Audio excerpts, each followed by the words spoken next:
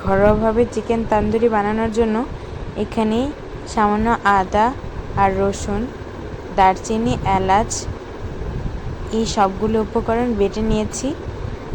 সেই মিশ্রণের মধ্যে এখানে আমি শুকনো উপকরণগুলো দিয়ে দিচ্ছি। প্রথমে দিয়ে দিলাম লবণ, মরিচের গুঁড়ো, হলুদ গুঁড়ো, জিরার গুঁড়ো, আর এর মধ্যে ধনিয়ার গুঁড়োও রয়েছে।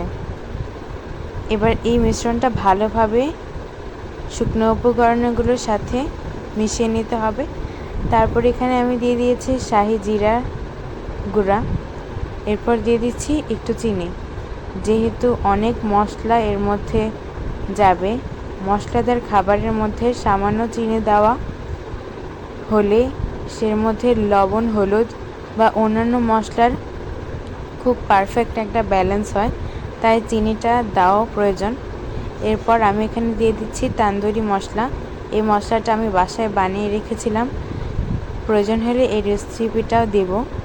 এরপর দিয়ে দিচ্ছি হোয়াইট পেপার। তারপর ভালোভাবে হাত দিয়ে মিশিয়ে নিয়েছি।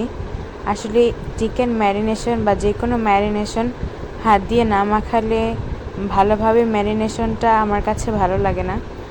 এরপর একটু কয়লা পোড়া দিয়ে এর মধ্যে বারবিকিউ ফ্লেভারটা অ্যাড করার জন্য আমি এটা ঘন্টা 3 মতো রেখে দিয়েছি।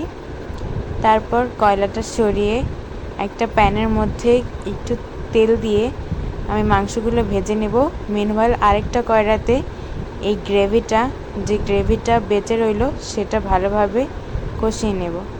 তাহলেই তৈরি হয়ে যাবে মজাদার তান্দুরি চিকেন।